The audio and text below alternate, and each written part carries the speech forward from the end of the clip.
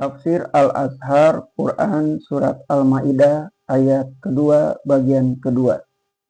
Dan jangan pada orang-orang yang datang berduyun ke rumah yang mulia.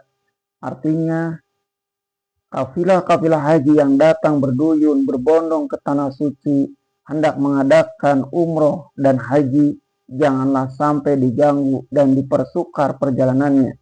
Jangan diusik, jangan kamu hilangkan keamanan diri dari orang yang datang berduyun menuju rumah yang mulia itu, yaitu Ka'bah atau Baitullah atau Masjidil Haram, baik yang datang mengerjakan haji tiap tahun maupun mengerjakan umroh di luar waktu haji. Biarkanlah mereka mendatangi tempat itu dengan aman dan selamat, karena mengharapkan kurnia Allah mereka dan keridhaan. Artinya ialah dua hal yang dilakukan orang-orang yang datang berziarah ke Baitullah di Mekah itu. Pertama, mereka mengharapkan kurnia Allah, yaitu berniaga. Kedua, mengharapkan keridhaan Allah, yaitu diterima haji dan umrahnya. Badui menghalau unta dan kambingnya, lalu dibeli orang, dan mereka pun beribadah karena mengharap kurnia dan keridhaan Allah. Ayat ini menunjukkan bahwa berniaga ketika mengerjakan haji dengan niat untuk melepaskan belanja tidaklah terlarang, asal saja bukan berniaga yang jadi tujuan manusia, lalu haji menjadi pekerjaan tersambil. Dan apabila kamu sudah tahallul atau dari pekerjaan haji, bolehlah kamu berburu. Artinya selesai mengerjakan haji dan pergi berburu keluar tanah haram. Maka dengan selesainya pekerjaan haji atau umroh dan telah keluar dari daerah tanah haram itu, larangan berburu tidak ada lagi. Yang tadinya dilarang sekarang sudah dibolehkan. Seibarat dilarang berniaga ketika seruan Jumat sudah datang, maka apabila Jumat sudah selesai, bolehlah kamu berniaga kembali, bahkan carilah kurnia Allah. Maka apabila telah selesai tawaf dan sa'i dan mencukur rambut atau menggunting, dinamailah tahallul. Artinya telah menghalal. Pakaian ihram dibuka dan kembali memakai pakaian biasa. Dan janganlah menimbulkan benci padamu penghalangan suatu kaum, bahwa mereka pernah menghambat kamu daripada Masjidil Haram. Ayat ini sebagaimana diketahui diturunkan ketika haji wada. Kaum muslimin naik haji mengiringkan Rasul beramai-ramai, maka jangan mereka mengingat akan kesalahan orang-orang Mekah itu yang dahulu pernah menghambat mereka di Hudaybiyah sehingga tidak jadi naik umroh tahun itu. Janganlah mereka berdendam kepada orang-orang itu, sebab pada hakikatnya mereka pun sudah takluk. Bahkan syukurilah karena sekarang keadaan sudah aman. Tetapi meskipun sebab nuzul demikian itu menjadi peringatan seterusnya kepada kaum muslimin, agar meskipun mereka hanya diganggu orang di negeri Mekah itu, pandai-pandailah menahan hati, jangan bertengkar, jangan memperbesar perkara-perkara yang kecil. Hendaklah tiap-tiap orang yang datang tidak membawa dendam, apatah lagi yang menunggu di sana. Hendaklah memelihara keamanan orang yang berhaji. Kadang-kadang bertemu dalam sejarah betapa aniaya yang dilakukan oleh penguasa-penguasa Mekah itu kepada orang-orang haji. Seumpamanya penyamunan dan pembegalan orang-orang Arab di antara Mekah dan Madinah. Cukai dan biaya yang berat dikenakan oleh amir-amir dan raja-raja di Mekah sendiri kepada orang-orang haji. Sebagai di zaman Syarif dahulu, barulah tercapai keamanan setelah kekuasaan diambil alih kaum yang Saudi.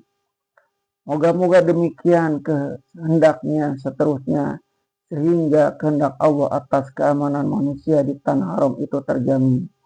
Yang menyebabkan kamu melampaui batas, maka dendam karena halangan yang pernah ditimpakan orang kepada kamu dahulu itu janganlah sampai menyebabkan kamu melampaui batas. dan bertolong-tolonganlah kamu atas kebaikan dan takwa, dan janganlah kamu bertolong-tolongan atas dosa dan permusuhan. Di tempat yang tepat Allah memberi peringatan dan anjuran supaya hidup tolong-menolong. Aku menolong engkau dan engkau pun menolong aku. Allah mempertalikan perintah tolong-menolong ini dalam rangkaian ayat mengerjakan haji di Mekah. Pekerjaan berat yang dikerjakan rombongan besar. Maka dianjurkan supaya dalam pekerjaan-pekerjaan yang baik atau pekerjaan yang di dalam surah Al-Baqarah ayat 176 dahulu telah diterangkan panjang lebar oleh Allah. Mana-mana pekerjaan yang termasuk kebajikan itu. Mengeluarkan harta untuk pekerjaan yang mulia, menghormati ibu bapak dan mengasihi keluarga, memelihara anak yatim dan menolong fakir miskin, menegakkan sholat dan mengeluarkan zakat, semuanya telah dijelaskan sebagai perbuatan kebajikan.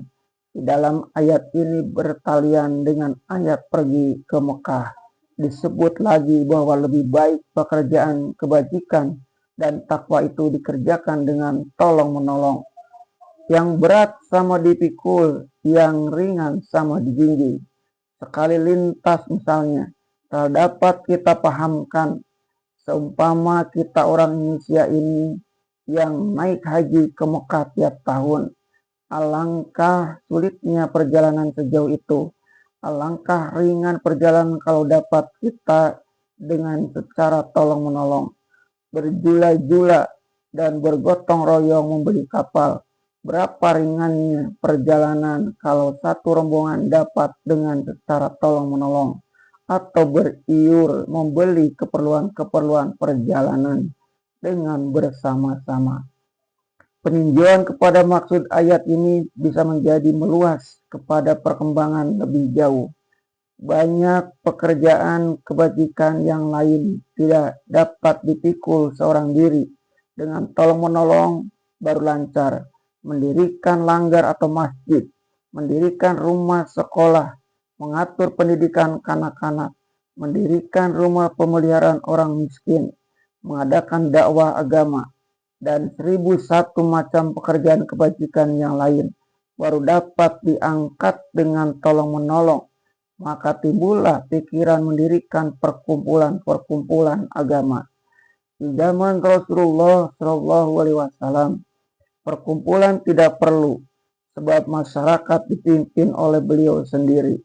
Apa yang beliau pimpinkan ditaati. Masyarakat Rasul itu sendiri sudah perkumpulan. Tetapi dalam perjalanan sejarah Islam, bertemu suatu masa yang gerak kebangkitan kebajikan hanya bergantung kepada keadaan bersama. Misalnya, tatkala tanah air kita ini dijajah oleh bangsa Belanda yang berlain agama dengan kita, akan hanyutlah kebajikan di bawah arus tekanan penjajahan itu kalau tidak ada kesadaran umat Islam sendiri bekerja sama, perkumpulan atau jamiah untuk tolong-menolong menegakkan amal mereka.